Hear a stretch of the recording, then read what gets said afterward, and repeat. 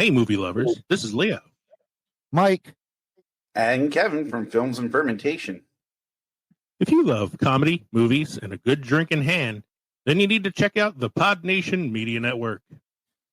It's home to a variety of amazing podcasts covering everything from pulp culture to history and, of course, movies like ours. And the best part, Podnation Media Network is featured on Roku, so you can stream your favorite podcasts anytime. Alongside Films and Fermentation, you'll find other fantastic shows like the KJ&A podcast, The Undiscovered Entrepreneur, Real Sharks, and so many more. So grab a drink, press play, and join the fun with Podnation Media Network. Because everything's better with a little comedy, movies, and booze. Learn more by going to linktree.com/PodNationPods. Films and fermentation, movies and inebriation. Films and fermentation, comedy mixed with tasty libations.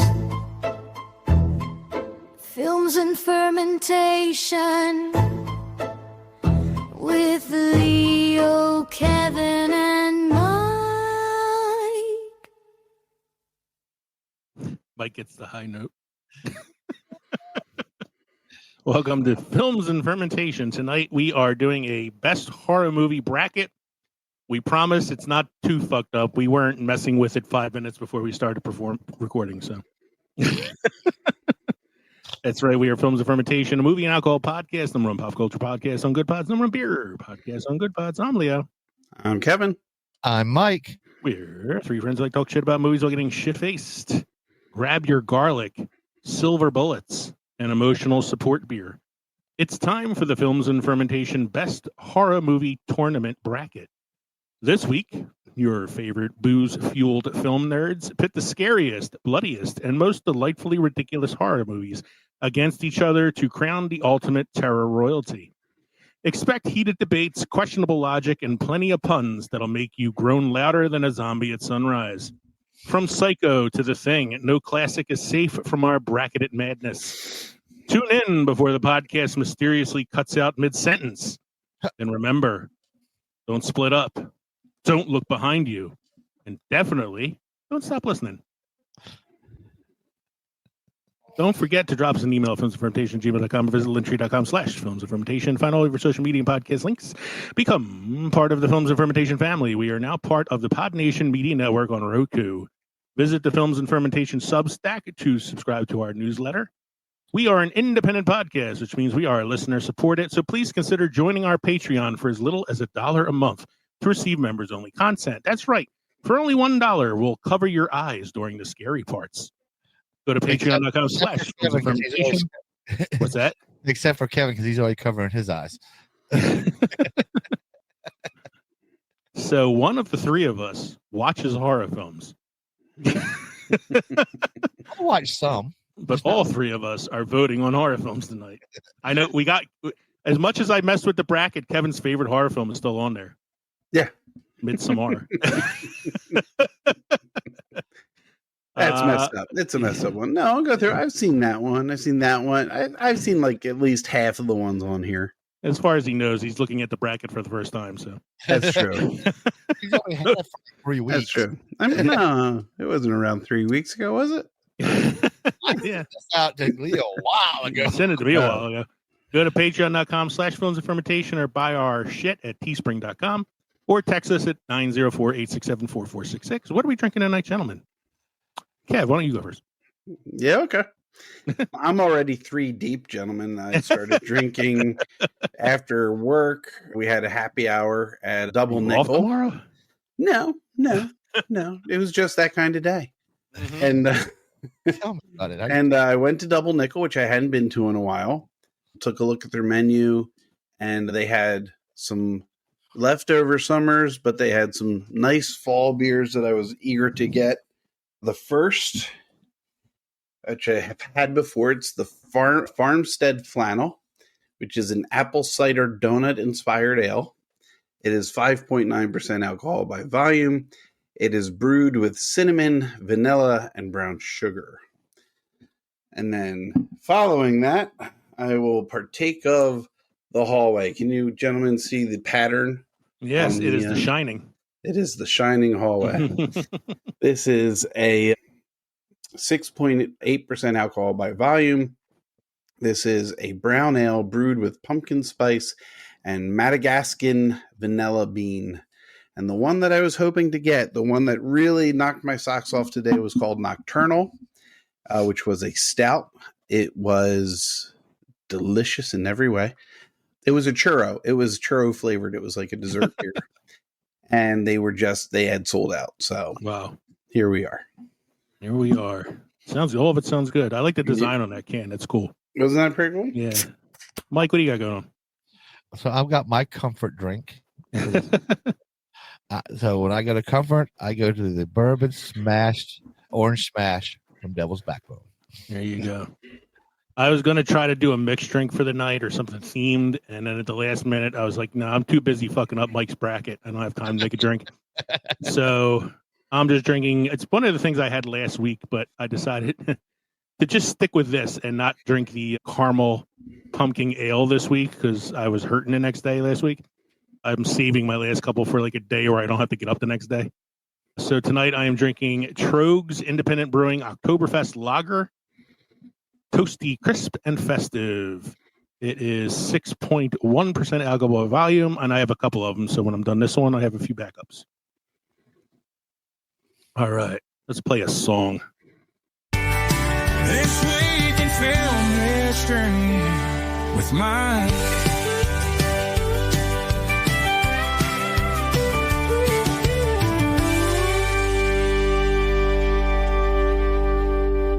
This week in film history with Mike. In 1932, film Red Dust, directed by Victor Fleming, starring Clark Gable, Jean Harlow, and Mary Astor, premieres. And I have never heard of this film. Well, it was the first one I found. It took me like a couple of days. I was like, oh, shit. Near the end of the week, a lot of stuff came in. Yeah. 1941, Walt Disney's animated film Dumbo is released. Dumbo, 1941 Dumbo, not a problematic film at all. There's nothing wrong with those crows because horsefly. Nothing wrong with them. No. There's nothing wrong with them crows. That's why the Disney Dumbo is in the vault with Song of the South. Yes, they still have the Dumbo ride, unlike they don't have it. The Song of the South ride, I know. Next one. 1942, Now Voyager, film directed by Irvin Rapper, starring Betty Davis, Paul Henride, and Claude Rains, premieres in New York, wins 3 Academy Awards. I don't know this film either. Is this one of those lists tonight where I don't know anything? It's an oddity, but you might know the next one. In 1952, Charlie Chaplin's Limelight, starring himself and Claire Bloom, with an appearance by Buster Keaton, appears in New York City.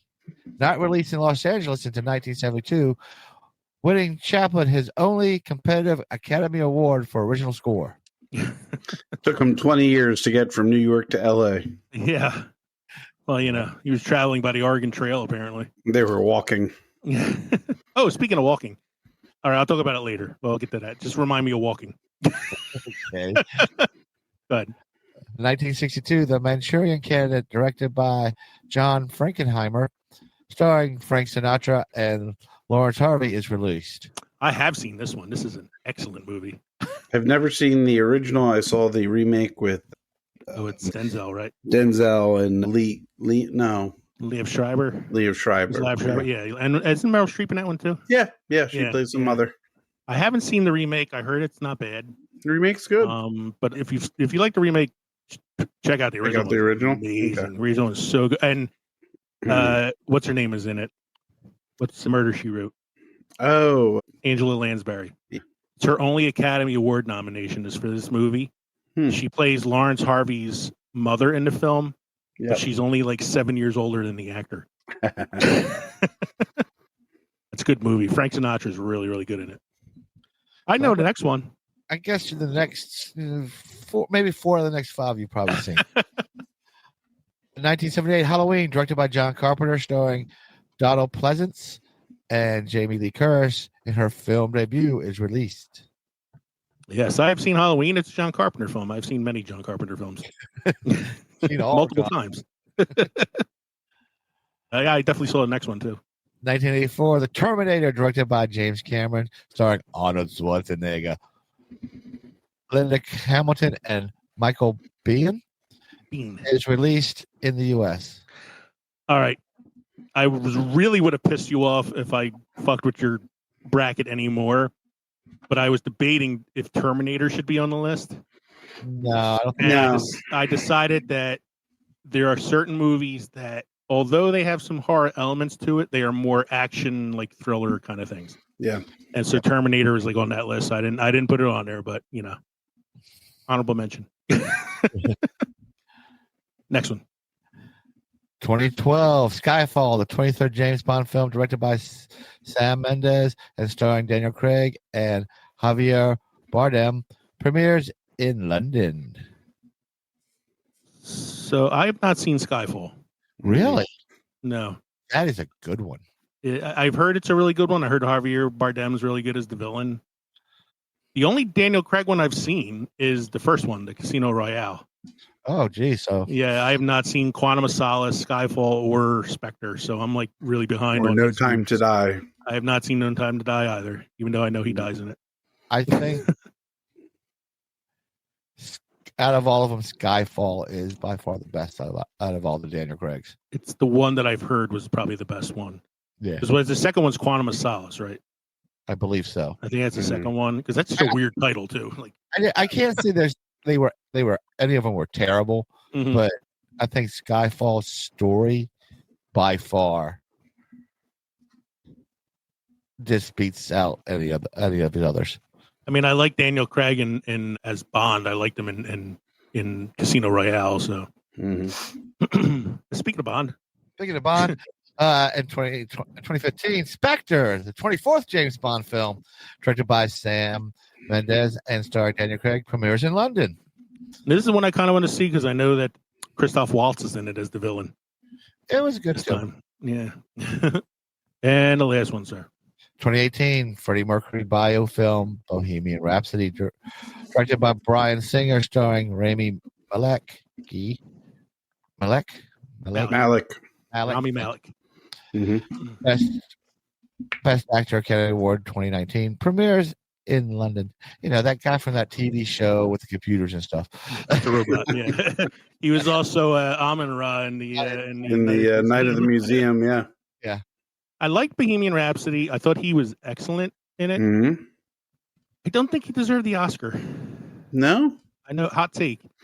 But this is the same year that the Elton John biopic came out with Taron Egerton, and I thought that was a better movie, a better performance, and Taron Egerton sang all the songs himself. Rami Malek lip synced the songs. Mm-hmm. Well, not many people can sing Freddie Mercury, so Yeah, I understand that. And, you know, he really looked like him, and he got the mannerisms down and all that. But it was such a straightforward like biopic. The Elton John one was a musical. You know, it had like fantasy elements to it, and I think that's why it didn't get the.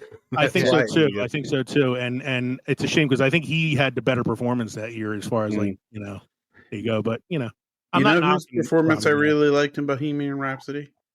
Michael Myers as the. Oh, he did. Yeah, he did I'm a not- great job. He was the guy- record exec that didn't want. Mhm. So that was kind of like an ironic thing too. Is like they cast him as the record exec. He didn't want to do Bohemian Rhapsody because it was too long. But then they do Bohemian Rhapsody in Wayne's World. So, and Wayne's World is kind of like the movie that brought Bohemian Rhapsody back Yeah. into the public eye. Mm-hmm. It's funny. All right, so moving on to our next segment.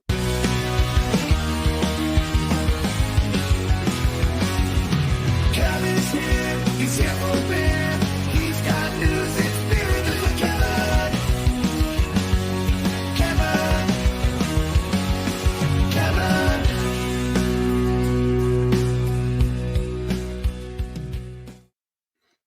So before you even get to this first article, because I know you did a lot of research for this, I did.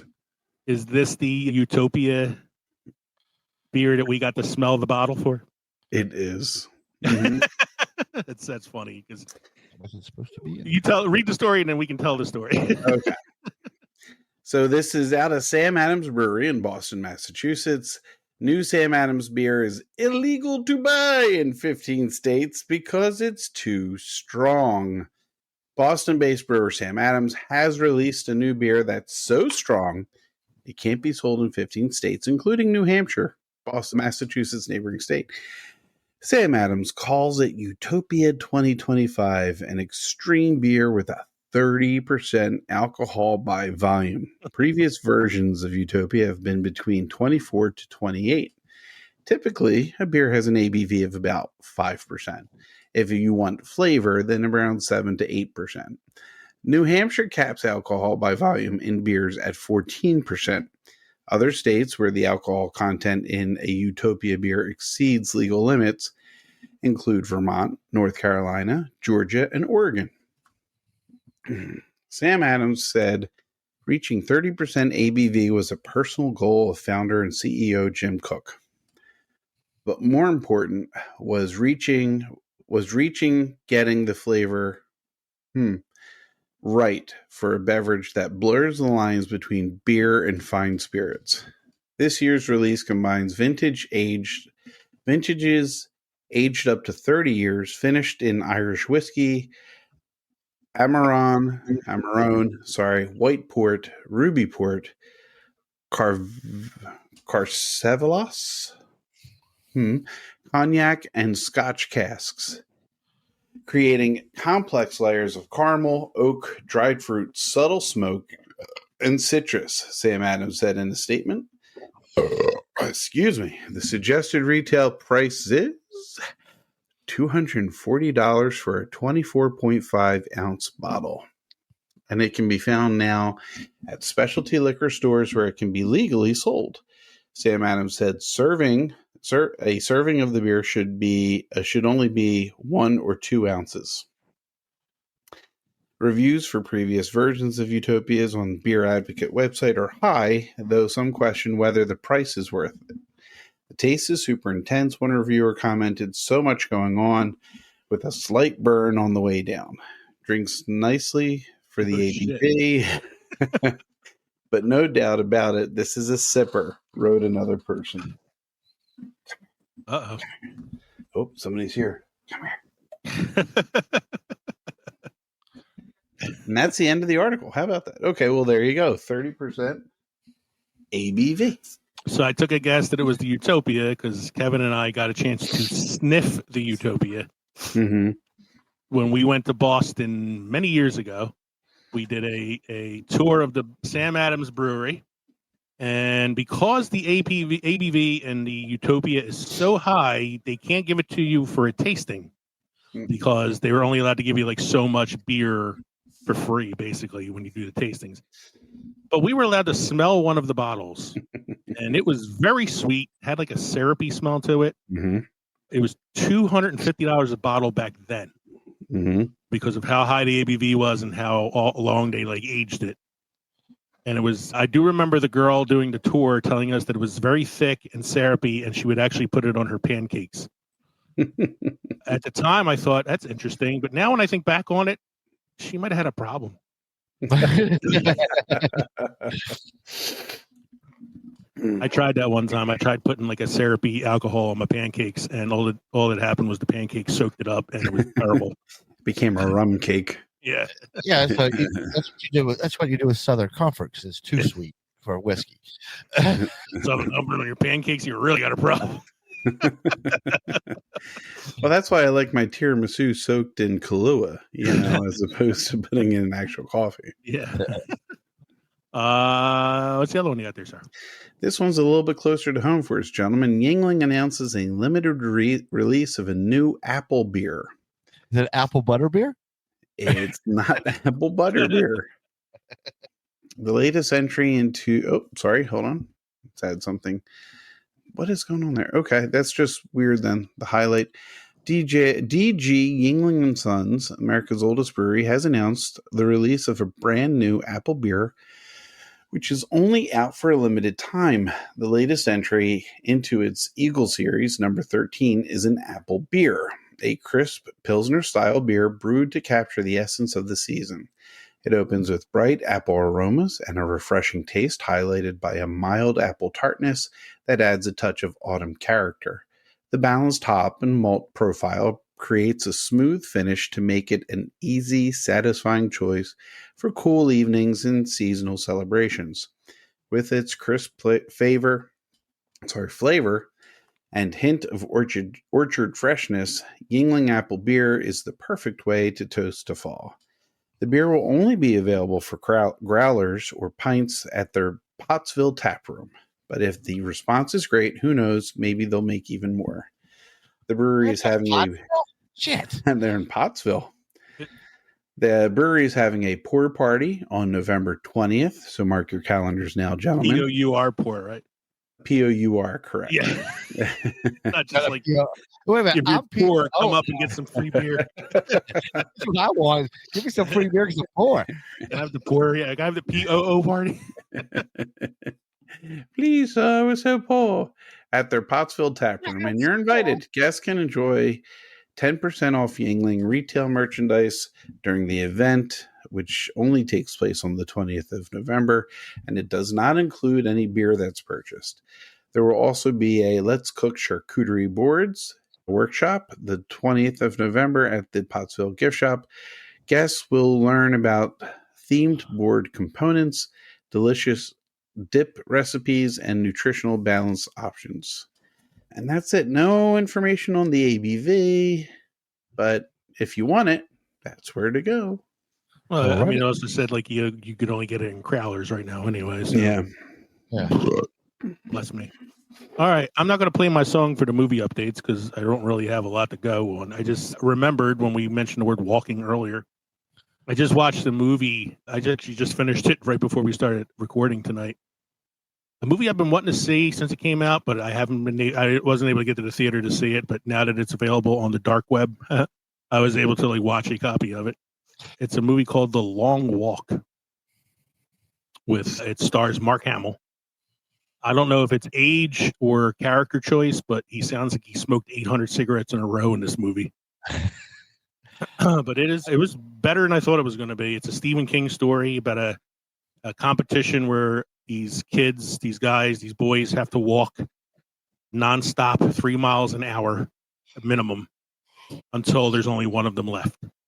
So it's kind of like the Hunger Games meets like, Chariots of Fire or something like that. Man, it was actually better than I thought it was going to be. It actually had like some really funny moments in it, which is not something I expect from a Stephen King like thriller. But I would recommend it. It was a pretty good watch. Didn't really go where I thought it was going to go with it. So, Mike, you have a must-try beer craft destination for this evening. I have an international craft destination for you boys. From Abbey to Owl House, Edinburgh's brewing renaissance. Edinburgh's brewing legacy stretches back to the Middle Ages when the Augustines monks of Holyrood Abbey first began crafting ales for spiritual and social sustenance. By the late 19th century, the city had earned its reputation as the brewing capital of Britain, boasting over 40 producers who kept the taps flowing for thirsty locals and far-flung patrons alike. Though the numbers of breweries has since dwindled, the city no longer holds its title as Britain's brewing hub. A spirited craft revival is bubbling up, especially in Leith, the historic port district of Edinburgh's northern shore. Once a gritty maritime zone, Leith has transformed into a vibrant neighborhood where old world charm meets new age fermentation. Edinburgh's brewing scene may no longer dominate the national stage, but its resurgence is rooted in creativity, community, and deep respect for tradition. Whether you're a history buff, a hophead, or a curious traveler, the city's modern breweries offer a flavorful journey through time, one pint at a time. I was worried that was going to go like a couple weeks ago and turn like a history lesson about like the Crusades or something. No. All right, we're going to take a quick break and we'll be back with the main segment tonight. It's still. Oh, there we go. Here we go. We got breaking news. Go ahead, Kev.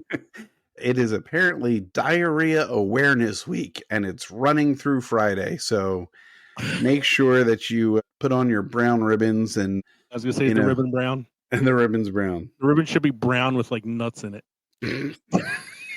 Tastes a bit nutty. I was going to say not a sponsor for this program, but not a sponsor for this episode. Food Wipes handy. Tastes a bit nutty. He's a bit nutsy. It's a brown ribbon with corn in it. So our main segment tonight is a bracket. We haven't done a bracket in a while, so we're doing a best horror movie bracket. Mike put the bracket together for this evening, so he is going to be running it for the most part. I am going to play a real quick 1-minute video to intro this segment. If you're watching us on YouTube, on Roku, or on Rumble, take a look up in the corner. There's a QR code where you can go to our Spotify page and download the podcast for us. Help us get those download numbers up. And if you're listening to us on the audio platform, you can watch us on one of the video platforms to see this little 1-minute clip show that I made for tonight.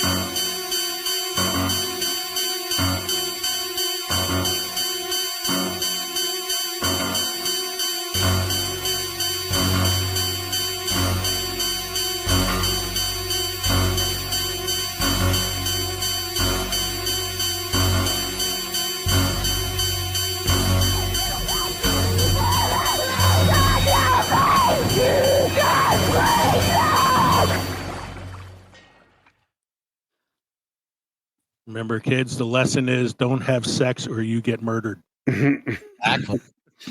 Which was put to point expressly in the Scream movies. They dissected the horror movie as to what you could and could not do. Yeah, so wasn't it? What the hell was that actor? Jamie Kennedy or whatever it was? Yeah. Not Jamie Kennedy. Was it Jamie Kennedy? It was Jamie Kennedy, Yeah, it was right? Jamie Who did that whole like monologue about it. Mm-hmm. So tonight's bracket is brought to us by Mike. I'll turn it over to him in a second. We have no found footage movies on the bracket, no torture porn, so no Saw or Hostel or like Green Inferno or Human Centipede or any of that nonsense. There are no sequels. We are only looking at original films, and no horror films prior to 1960. So we're talking about like the Universal horror movies like Dracula and all that. We don't feel like they can really be compared to some of the modern horror, and it's not fair to put them in that bracket. So we didn't include those. We do have some honorable mentions that we'll talk about later when we're done with the bracket. But in the meantime, I'm going to turn it over to Mike so he can explain how he put this together for this evening. All right. So what we have here is a 32 movie bracket broken up into 4 quadrants: slasher, serial killer, supernatural and possession, monsters and creatures, and psychological and elevated horror. I really like this. I feel like if we had something like this for some of our prior brackets, they would have been better.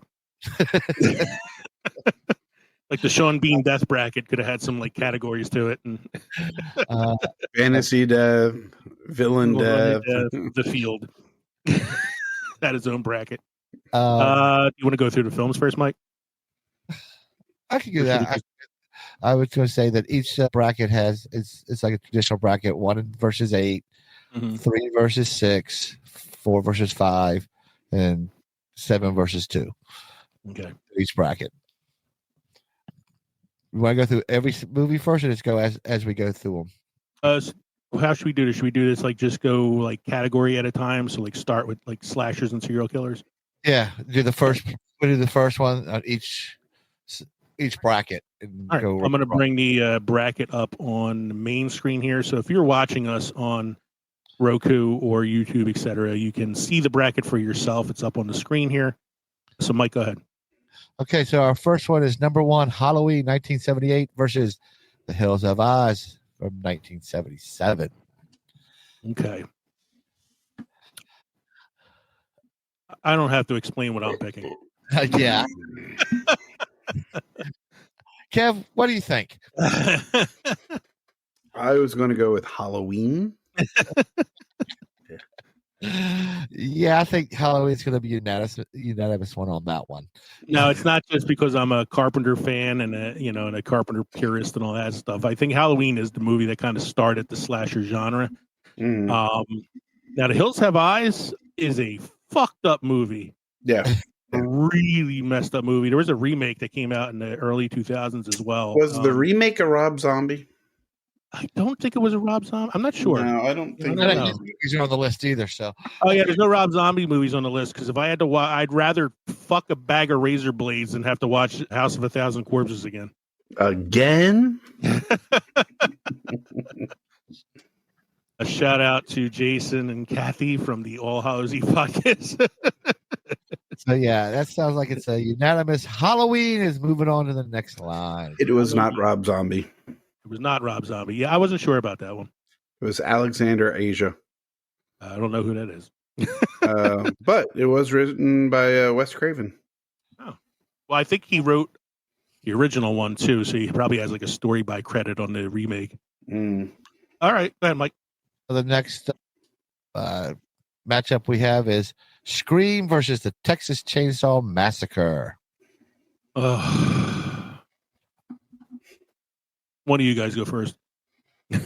I'm going to say, as much as I like Scream, I still think Scream, that whole series, is like the funniest scary movies I've ever seen. So I'm going with Texas Chainsaw Massacre on this one. And you see, I feel that Texas Chainsaw Massacre, although is gory and horrifying, there was too much coming out of the story, and based on a true story, and based loosely based off of the true story of Ed Gein. What I think is just oversaturated was the middle of nowhere, group lost in the middle of nowhere getting killed by a group, as we saw with The Hills Have Eyes and others that played out. So I think Scream was really original, which is what I liked about it, and that's why I'm going to choose that over Texas Chainsaw Massacre. And I should have went first. You guys have just put me in the position I don't want to be in. I love Texas Chainsaw Massacre. It is a classic, cult classic, really. I said Halloween kind of starts the slasher genre, but I mean, like, you could also argue that Chainsaw did that too, because it did come out 3 years earlier than that. I think Halloween started the Scream Queen era. yeah, it's possible. Although there is like a Scream Queen and Chainsaw too. Scream, what I liked about Scream though was, it had some funny moments, but it was still a horror film, and it played on all the horror tropes that made it entertaining, kind of made it like a refreshing film in 1996, because we hadn't had like a really good horror film in a while at that point. There were a lot of like copycats that came after it, like I Know What You Did Last Summer, but the original Scream was pretty good. So it hurts me to do this because I really love Chainsaw, but I'm gonna go with Scream. So then that puts Scream into the next round. So go ahead, Mike. Okay, that means in the next bracket we have from 1980 Friday the 13th versus 1988's Child's Play. Tough one here. That's a tough one too. I think this is the toughest bracket out of all of them. Is the slasher serial killers? I kind of felt that way about the psychological one, but yeah, this is a tough one too. I feel. I mean, you got two good elements here. You have the invading dreams and nightmares and killing people in the nightmare, which was always no, wrong movie. Oh, that's right. Not Nightmare on Elm Street. Sorry. Oh, this one was easy for me. I went with Child's Play. I've never been to summer camp, I was not fortunate enough to have, relations enough to get myself killed until I was at an age where I could defend myself. But what I do remember is having toys that you would look at night when you fell asleep and wondered if they were going to move around you. And that's why Child's Play is my pick. You have some weird kids' toys then that you were worth. You have no idea. My mom had this thing. It was a doll that stood in the corner and had its like hands on its face, like it was in the corner crying. I don't know why she bought this thing. It was the weirdest thing. But for like years, just in the living room, in the corner with the hands on the face, like it was pretending to cry. And me and my sisters used to make fun of it all the time because it's a creepy girl doll in the corner. How great would it be? I'm sorry, go ahead, continue. Though the funny thing is you turn around to look at it and had no face. How great would it be if your father or mother just brought it over without telling you, without you guys seeing, and just putting it somewhere? Yeah. Kind of is how it happened. I came home one day and it's like, what the hell's that? I was like, it's so cute, isn't it? It's like a little girl crying in a corner. I'm like, no, it's fucking creepy. My sister had a Cabbage Patch Kid doll that was automated. It had batteries and whatever. And it required a bottle to be able to feed it and shut it up. And my sister lost the bottle and this thing just wailed forever. They'd be like, please give me something to drink. And my sister's like, I can't give you anything to drink. I lost your bottle. I told you this weekend, Kev, the Furby story. Mike, have you ever heard my Furby story? No. When when the Furbies are like real big, my sister Dana wanted one really bad, and they were expensive. And I found one like cheap on eBay, and I'm like, score, I'm going to buy this for her birthday. She'll love it. The reason it was so cheap on eBay is because it only spoke Spanish. And nobody in my house speaks Spanish. And so this thing would be crying all the time in Spanish. And we had no idea what it wanted. And in the middle of the night, the Furby would go, hombre, hombre. It starts chanting demonic chants in That's Spanish. before you had, the language translation apps on your phones. Yeah, we didn't have that in 96. El Dimino, el Cantiente. Right. Anyway, let's vote here. So Kevin said Child's Play. Lee, what's your vote? So I love Child's Play too, but I think it's like, honestly, I find it the first more, Child's Play. I find it more comedy than anything else. It's really like, I find it hysterical, but if we're going with something that's like horror, I'm going with Friday the 13th. And on this one, it's tough, but just because it goes to the trope, I'm going with Friday the 13th. All right, so that makes it to the next round. I'm like, this is a hard one. Yes, this one is number 7 Psycho versus number 2 Nightmare on Elm Street. You know where I'm going. I know you're going Nightmare because it's your favorite horror film. It's my favorite series. The first 3 are like great. I know we didn't put the sequels on here at all, man, but if I could have had a horror sequel on there, I would have had Dream Warriors. Mm-hmm. I love Dream Warriors. It's a fucking tough one, man.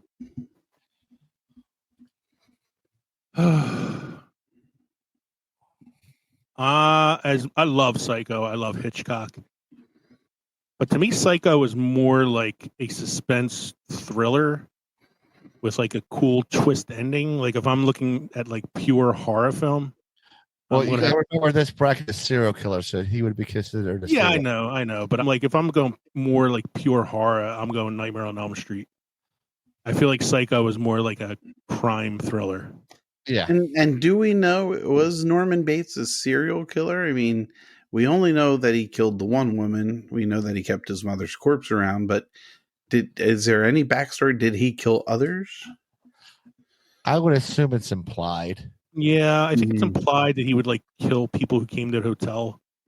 I mean, the later films make him out to be a serial killer, but the first film's kind of like ambiguous. It's yeah. So Mike and I both want neighbors. So. Well, there's something to be said about, invading nightmares and dreams and having the kind of creative ways of scaring people that way. So I would also go with Nightmare on Elm Street. Yeah, I think Nightmare on Elm Street is a classic. by like 80 standards of horror film. Mhm. Okay, so what bracket should we do next, Mike? Let's do monsters and creatures. Let's go to the other side. All right, monsters and creatures. So we're gonna go with number 1, Alien, versus number 8, Tremors. Alien.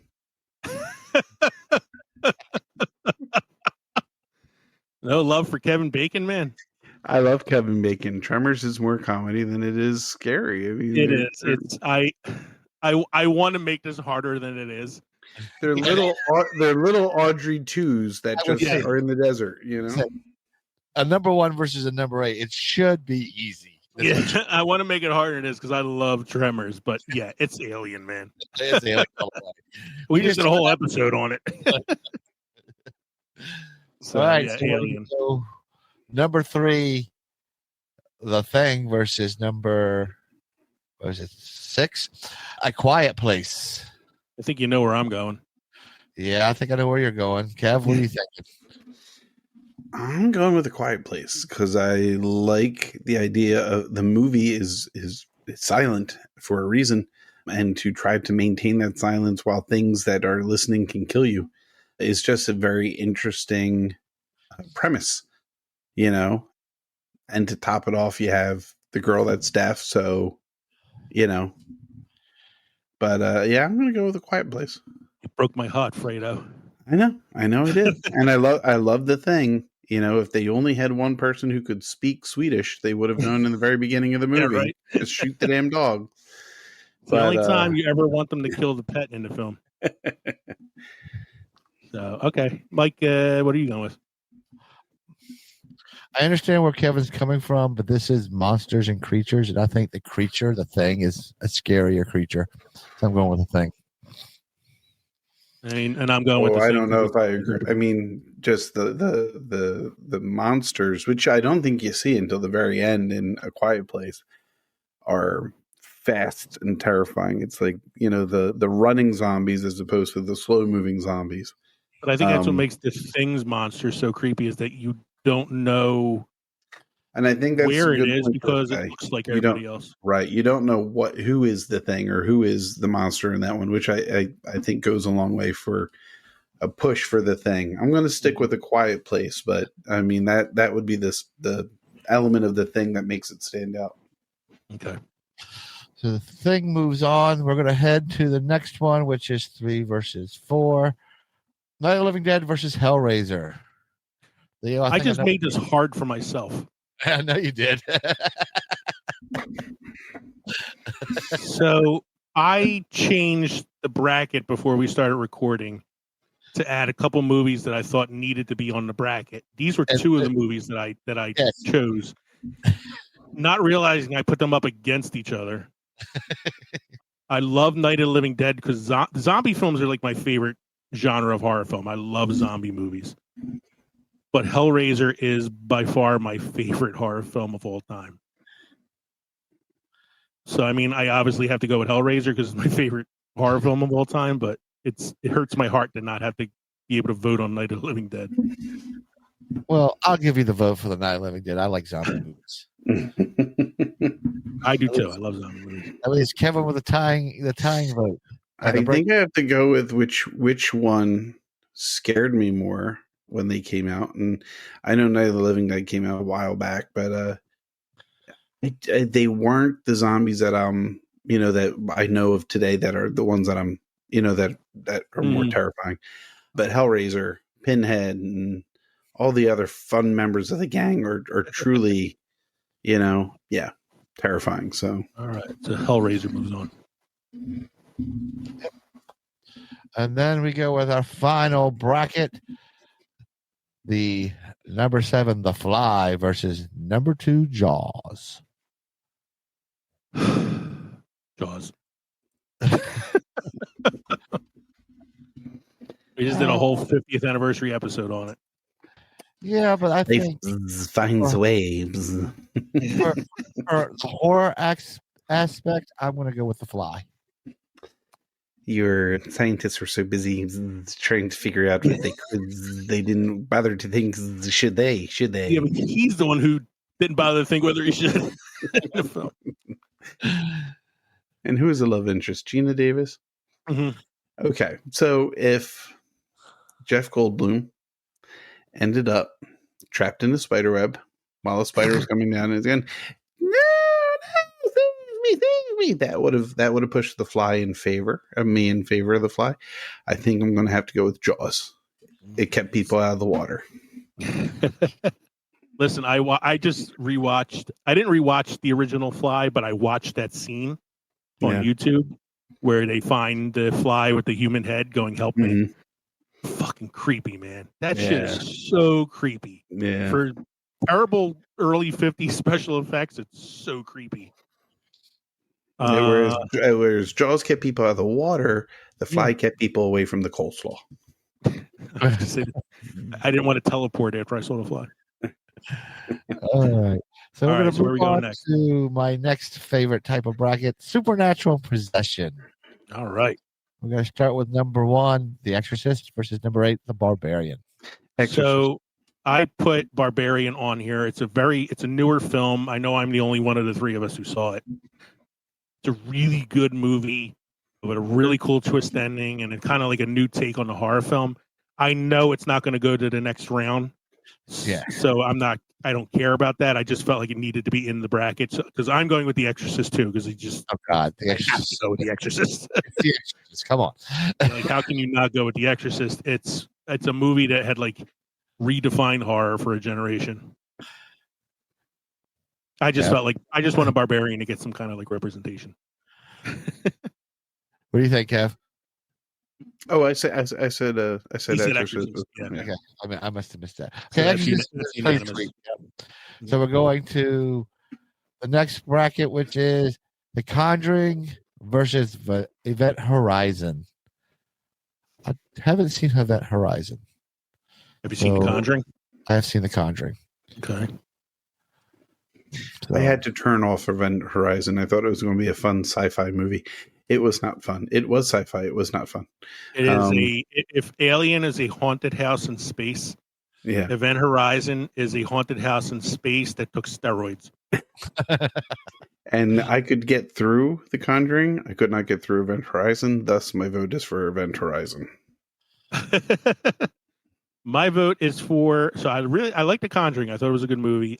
I put Event Horizon on here because if Hellraiser is my favorite horror film of all time, Event Horizon is like number 2. I love Event Horizon. Mike, I recommend checking it out. It's a good sci-fi film, but it also is a really good horror film as well. okay. So This that is the movie's kind- on. It's not going to get to the next round anyway, but that's okay. is that the killers and slashers, or the slashers and serial killers and the supernatural possessions are more my type of horrors. Mhm. So we're going to So move on. Event Horizon falls into the category because it's about a possessed ship. Okay. So it's kind of cool. The next ones we have is Poltergeist versus Carrie. That's a tough one, man. Yeah. God damn, that's a tough one. I'm going to go with Poltergeist. I think I'm going to follow you because Carrie, for as creepy as it is, really it has that one horrific scene, whereas Poltergeist it starts and it builds and it gets creepier and creepier and creepier. And I think the thing that freaked me out was the guy in the bathroom peeling away his face, and that fucked me up. I also said, like, I love Carrie, and it has one of the best jump scares in film history. At the very end, where she's like having a dream about going to the grave, and the hand comes up from the grave. Great jump scare. But yeah, I think Poltergeist is like pound for pound a creepier movie because it's creepy from like beginning to end. Yes. You moved the headstones. You didn't move the bodies. Yeah, exactly. Plus, it has that whole thing about them swimming in a pool with actual dead bodies, not knowing about it. And the last one on this list is The Evil Dead versus Hereditary. Any comments from the peanut gallery from these ones? I take you haven't seen these? I've seen Evil Dead. I haven't seen Hereditary. I've seen Evil Dead. I've heard about Hereditary. I've seen them both. Okay. Tell us about Hereditary then. Hereditary is a really fucked up movie. It's definitely a movie about possession. about like demon worshiping, and the movie begins with the decapitation of a child, Oh, And it goes downhill from there. and it just gets worse from there. So I mean, like it's a brutal film. Evil Dead, though, I feel is more. It's kind of a comedy as well as a horror film, but it's also a horror film that like kind of birthed the whole franchise of horror films. It's Sam Raimi. It's what's his name, Bruce Campbell, who's a freaking icon of horror. So I'm gonna go Evil Dead. Give me some sugar, baby. yeah. I'm gonna go with That Evil Dead. was Army of Darkness, the third film. That's an upset right there because Hereditary was at number 2. Well, I also changed what was originally there, so that kind of like, fucked it a little bit. But All right, so let's go to our last bracket, which is psychological and elevated horror, and the number 1 spot is Get Out versus the number 8 spot, The Witch.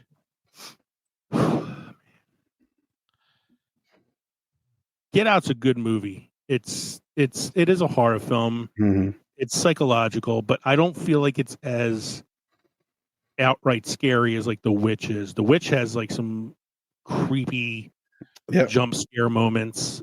It's a little more atmospheric. I'm not knocking Get Out. Get Out is one of the best movies I've seen in the last 10 years. Mm. But I think I'm going to go with The Witch. I don't know much about The Witch. I know somewhat about Get Out, so I'm going to go with one I know. I'm going to go with Get Out. Okay. I watched both. They both creeped me the hell out. Never a big fan of being able to see people's brains. But that's why Hannibal's not on this list. dude. Sick. No, I'm gonna have to go with The Witch as well. Black Phillip and the whole 9 yards. The Vivitch. Mm-hmm. That's Robert Eggers is a screwed up filmmaker anyway. All right. Our next one is Midsommar versus Silence of the Lambs. I know Kevin's going Midsommar because that's his favorite film. Oh, you know it. Flying Eagle and the guy in the bear suit. I'm going to go with you must put cream on the skin. Put the lotion on its skin or else it gets lotion. I'm going with Silence of the Lambs. Oh, I'm going with Silence of the Lambs. Jesus. Psychologically just fucks you up the whole time. No, Kev, are you actually going Midsommar or are you going Silence? No, I'd go with Silence. He created silence on that one. Yeah. Okay. Right. In the next bracket, we have The Shining versus Black Swan. I know which way this is going to go, but I have to vote opposite of you two. So Black Swan, because of how tortured Natalie Portman's character gets between her mother and Mila Kunis, and just how creepy it is, especially when she does the transformation. She looks fucking crazy. Wait a minute, you're drinking a Shining beer and you're not going to go with The Shining? I know. Bastard. I figured Black Swan was going to lose anyway. I throw my hat in for it. I've only saw Black Swan once, and honestly, all I remember is the sex scene with Natalie Portman and Mila Kunis. Naturally. I'm going to have to go with The Shining. I'm going to go with The Shining. Here's Johnny. Yeah, Shining is a creepy shit movie, too. Shining's got murder and furries. And freaky twin girls in the hallway. Yeah. And our last one in the first round is Jacob's Ladder versus Rosemary's Baby. Man. I just realized another film that could have gone on this list, but I'm just going to put it under honorable mentions. If we're going to go with psychological, I'm going to go with Rosemary's Baby. She's gaslit the entire movie. I thought you were going to go with Jacob's Ladder. You did it on Films That Time Forgot. No. Go with Rosemary's Baby. I didn't talk about Rosemary's Baby. Okay. She's gaslit the entire time. She's like, no. It's not the fact that she gave birth to the Antichrist. I mean, that's a downside. Okay. That's a bummer, but she was gaslit. Fuck that shit. She had old neighbor creepers He's got his father's eyes. Mike, what did you say? I said Rosemary's Baby. All right. I'm going to give Jacob Ladder a vote because I think it's a really creepy movie. But I'm not going to argue that Rosemary doesn't deserve to go next either. So, All right. We made it to our Sweet 16.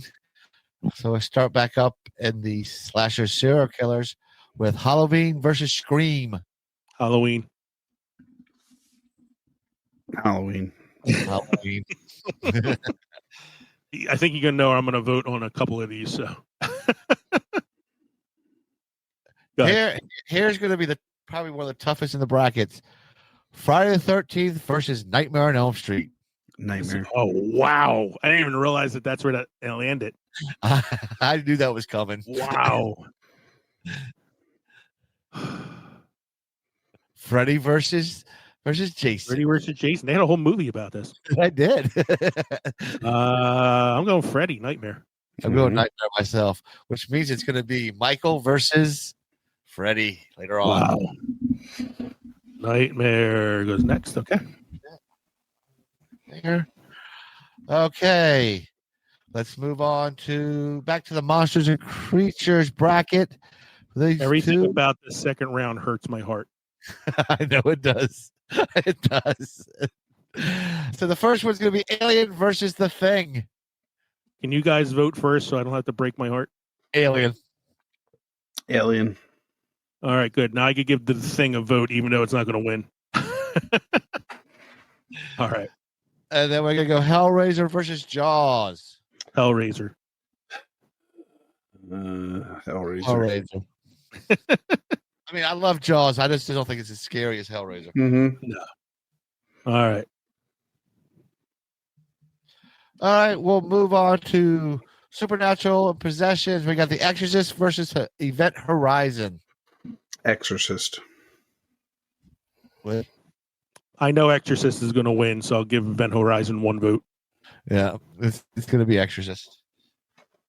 I'm just giving votes to things I like now because I know they're going to lose. All right. We're going to go Poltergeist versus Evil Dead. Lee? That's a tough one too, but I think as much as I love Evil Dead, it's a little bit more comedy than horror, so I'm going to go Poltergeist. Poltergeist as well, yes. All right, that's a clean sweep. All right, so let's go with the psychological and event horror. We got The Witch versus Silence of the Lamb. I'm going with The Lotion. I'm going to go with The Witch. I know I'm going to lose it, but The Witch. Got to give Anna Taylor-Joy, whatever, Anna Joy Taylor. Anya Taylor-Joy. Yes, that's what I said. It's another movie we could have put on here, man, was The Menu. I don't know if you consider that horror, but that's a pretty scary movie. Go ahead, Mike. And the last one for this round would be The Shining versus Rosemary's Baby. Shining. Yeah. All right. Now we're really going to get difficult. Yes. All right. We're going to go back to slashers and serial killers, which is Michael Myers versus Freddy. Halloween versus Nightmare on Elm Street. I'm going Halloween.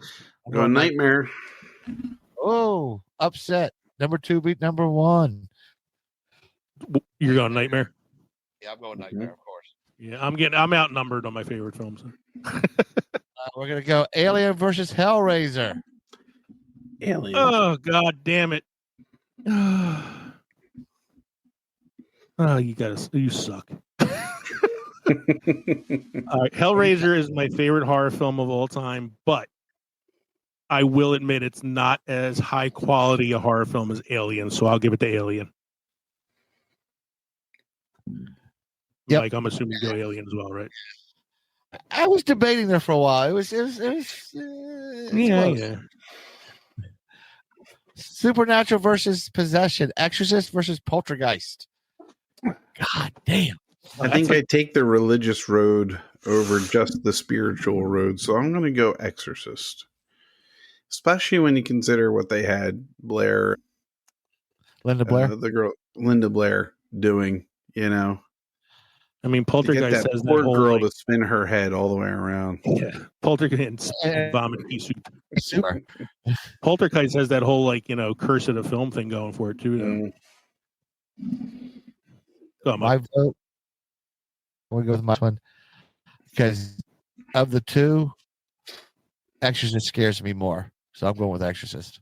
All right. I was going to say it's a clean sweep. Then I was going to say Exorcist because I feel like we wouldn't have Poltergeist without Exorcist. I don't know why, but I feel like that's just kind of like the natural progression of how those movies come to exist.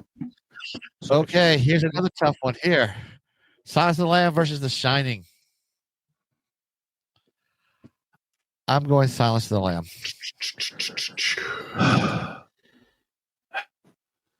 I'm going Silence. I gotta go Silence. Yeah.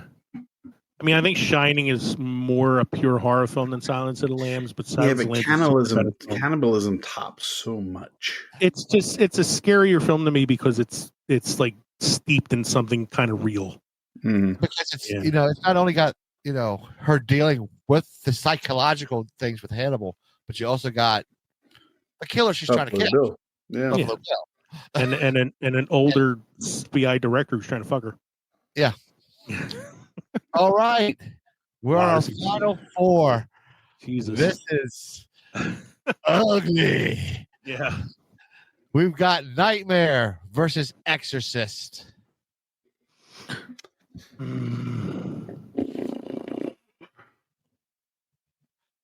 Probably my two favorite horror movies against each other right there. I think I it's going to mean- be Exorcist for me. I'm thinking like Nightmare I feel is like a much more rewatchable film, Uh-huh.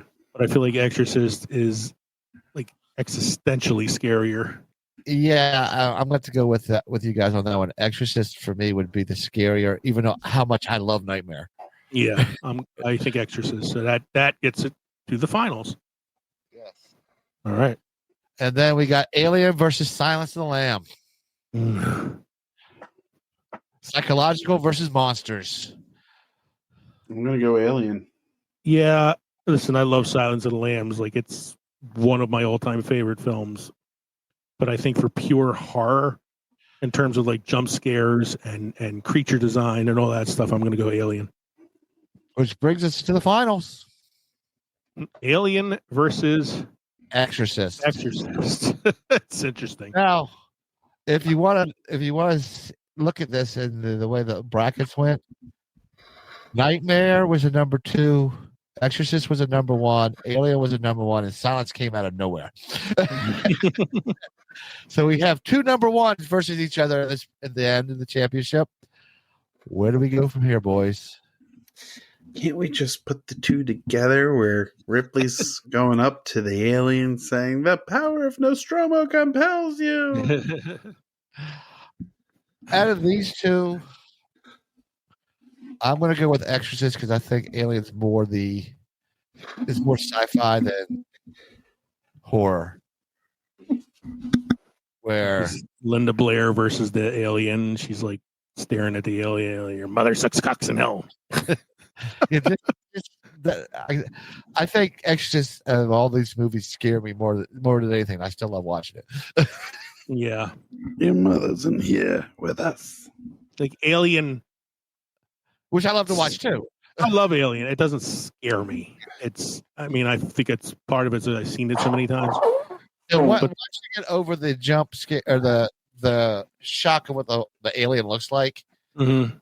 the scariness kind of goes away. It's kind of been like saturated too because there's so many sequels and spin-offs and stuff. Like Kevin said in the previous round, like something about The Exorcist being like a religious horror. Mm-hmm. Like Right. Kind of like elevates it a little bit. So I think I'm going to go with Exorcist as well. Kev, did you say Exorcist? I did. Okay. All right. That So is that our means, would you say, Mike? That is our winner. Yeah, is our winner. The Exorcist Exorcist is our winner. wins our bracket for best horror film. I can't complain any which way on how these brackets went. No, I mean, this was tough. even with all the fucking around I did with it. It was. It came out to be really tough near the end, especially the Sweet 16 and the Final Four and the Yeah. finals. I think So we said there were no found footage, torture porn, sequels, or prior to 1960 horror on there. There were a few films on the original bracket that Mike created that I took off and replaced with some other things. So I put them down as honorable mentions. It's kind of like films that almost made it but didn't quite. So Insidious is on there, which I think is kind of part of the Conjuring universe anyway. Cloverfield, which is a found footage like creature feature. I don't like that movie. Is it because of the shakiness of the camera and That's making part you feel of it. sick? It's part of it, but it just I don't know. I couldn't get into that movie as much as I was hoping to get into it. I have The Cabin in the Woods on here. I will forever defend this movie. It came out in 2012. It is one of Chris Hemsworth's first films. It's another movie that plays on horror movie tropes, like makes fun of all the horror movie tropes, kind of like Scream does. It's a really good movie. The Fog, which is a John Carpenter horror film. The Birds, which is a Hitchcock horror film.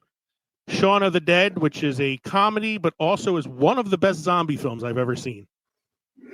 It 2017, which I don't feel is as good as the original, but we didn't put the original on here because it was a TV movie. The Babadook, very creepy film. The Ring, The Grudge, which are both remakes of better Japanese films. I Know What You Did Last Summer, which is a product of the Scream popularity, I think. Mm-hmm. We have Dracula and Frankenstein, both made by, you have Coppola's Dracula and Kenneth Branagh's Frankenstein, which are both remakes of the older Universal horror films. The Black Phone, which came out a couple of years ago, stars Ethan Hawke. It's a really creepy movie. What's that? Oh shit, The Omen. I know that's one of the ones I was thinking about as we were doing it. We didn't have The Omen on there. Omen's a really creepy movie. I don't think it would have won. No, but it could have gone to like. It would have been in the possession bracket, and it would have been a tough one. Yeah, that was already a tough pick, and that would have probably taken over The Evil Dead. Yeah, and then the last one I have on here is an awful film, but I love it for some reason. 13 Ghosts. Or what about Insidious? Was that one of those series? That wasn't a series one. So that's in the honorable mentions. I'm not sure if it's part of the Conjuring universe, but it stars Patrick Wilson, who's in both the Conjuring. Right. That's why I guess I get associated the two. Yeah, I'm not sure if it's part of it or not. I don't know, but it was originally on the bracket, and I removed it in place of Carrie. So I think I was justified doing that. Mike, thank you for putting that together, man. That was a really cool bracket, and I think next time we do a bracket, we need to organize it kind of that way. I think it worked out better that way. Yeah. I think so. You have a beer history for us tonight? I do. Does he? Oh my God, does he? Jesus. Well, this one gets into the whole history of like the Egyptians and how they used the Nile and piss. Actually, no, this has nothing about the Egyptians. Make yourself comfortable, folks. Yes. Sit back, take your shoes off. You know.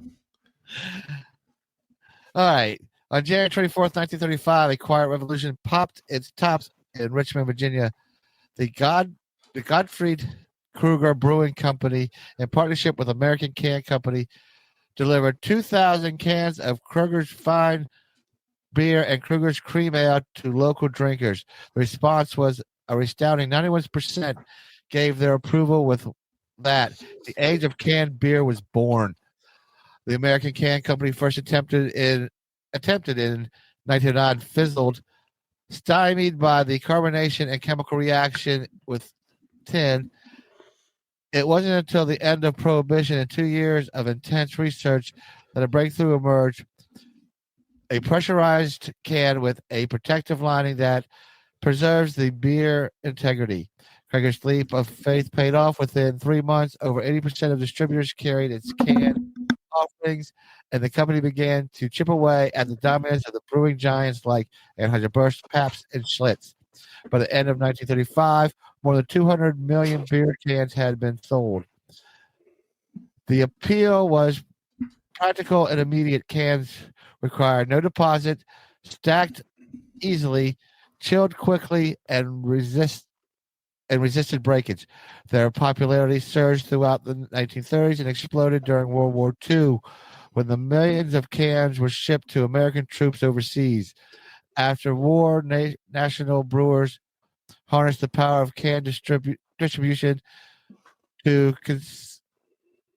consolidate their reach, outpacing local breweries that couldn't match the scale of or efficiency. Today, canned beers account for roughly 60% of the 45 billion U.S. beer market. But the story doesn't end with a mass production. Microbreweries and premium beer makers have embraced the format, recognizing that cans protect against light and oxidation, preserving flavor and freshness. What began as a technological gamble has become a symbol of both industrial ingenuity and artisanal revival. I drank 2 cans tonight. I drank one big can, which trumps your 2 cans. How was the so yeah? So let's talk about our drinks before we do the cinema quote. How was your shining drink? I didn't drink it. Oh, I no. didn't drink it. No, I was full, man. I finished the one, and we only had about 15 minutes left of the show, and I was like, if I crack this open, you guys know I will never waste a beer, so I'd have to nurse this for a while, and I'm just not willing to. Plus, you were pre-gaming. Put it through that, yeah, and I pre-gamed for quite a while. So nurse the beer. Yeah. Yep. So I didn't have that one. I did have a Farmstead Flannel, which was the apple cider donut beer. That was delicious. Sounds pretty good. I like apple cider donuts. So I had 2 Trogs Oktoberfest lagers. I had those last week as well. They're very good. I feel good. How you doing, Mike? What did you drink? You said you had I had my bourbon orange smash. You can never go wrong with bourbon and orange smash. Yeah. We have a cinema quote of the week. Yes, we do. Oh, that's me. Yeah, sure. I write it. You read it. I like how he said, "Oh, yes, we do." Oh, that's me. Over the years, I've been subjected to many indignities, all for the sake of art. If I ever catch him, I'm going to kill the guy. Bob Hope. All right. Nothing to say. I have nothing to say about that. Thank you for joining us tonight for episode 214, the horror movie bracket tournament. Again, our winner of the all-time best horror film was The Exorcist.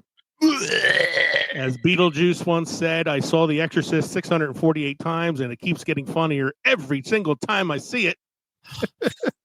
Not to mention the fact you're talking to a dead guy.